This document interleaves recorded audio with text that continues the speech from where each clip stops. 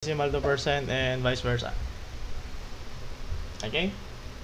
So, noong nakaraan, tapos na tayo sa saan ba? Sa division, no, ng decimal tsaka multiplication, no? Addition, subtraction, tapos na tayo doon. So, doon tayo sa concept ng decimal, no? And susunod doon na concept is yung ito nga, no, decimal to percent, tapos yung pabalik naman, no, yung percent to decimal, yung vice versa. Okay? So, ngayon, madali lang yung lesson na to.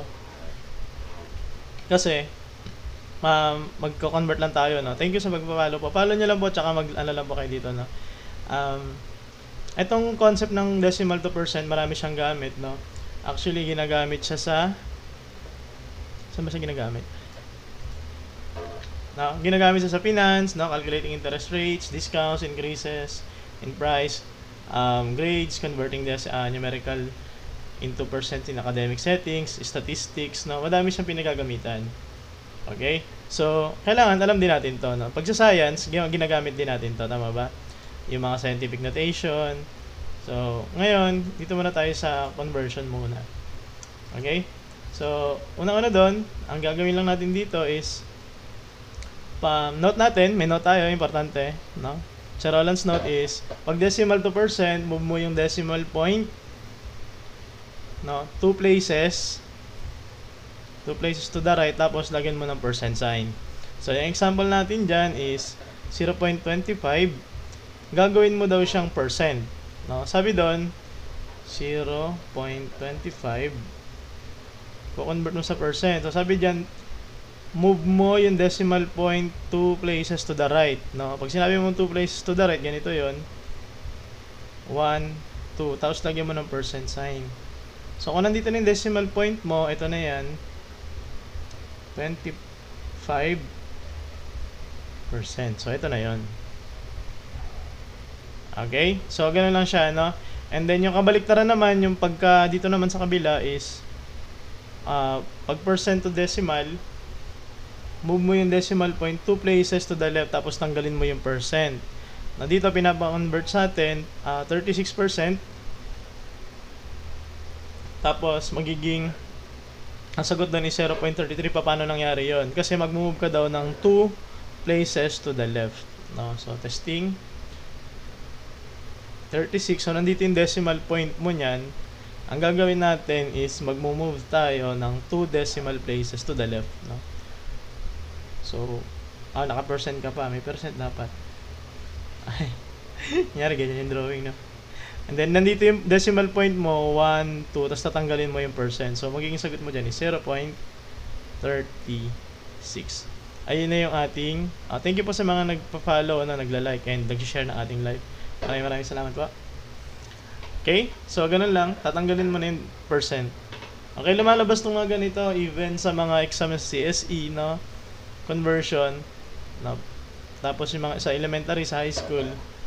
So, kailangan alam din natin to, ano? Go. Ayun nga, sinabi ko kanina, yung pinagagamitan niya, finance, grade, statistics, at marami pang iba. Pera, no? Pera.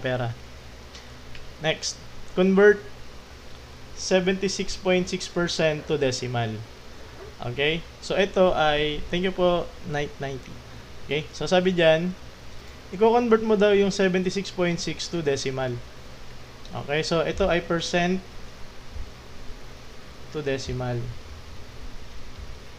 Pag percent to decimal, sabi natin 2 places to the right.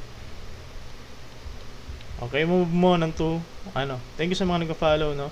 2 places, tapos tatanggalin mo yung tanggalin ang percent. Okay? So, 76.6%. Tapos, gagawin mo, mag-move, ano ba yan? To decimal pala, to the left. Ano ba? To the right, to the right. Ano ba? To the left, to the right. To the left. No? Left. Okay? So, magiging sagot natin dyan is, di ba, nandito ka.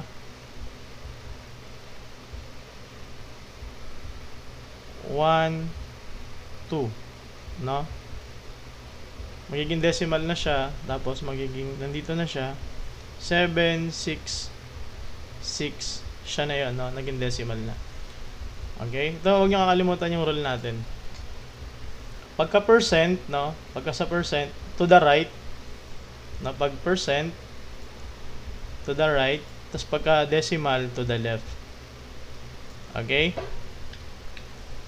So, ito yan, no? Pag decimal, to the left. No, left. Left. Okay? Next. Convert 56.78% to decimal. No? Pag decimal, to the left. Okay? So, 56.78%, gagawin daw natin decimal, so left ka. So, 1, 2. So, nandito ka, 0.567. Tapos, yung iba mga teachers natin, hindi tinatanggap yung 0.567, lalagyan mo siya ng 0. Kaya, 0.568, yung 5678 yung ating final answer doon. So, madali na. Tapos, tatanggalin mo na yung percent para hindi ka malito, no? Pagka ganito. Okay? Next. Convert 109.56% to decimal. No?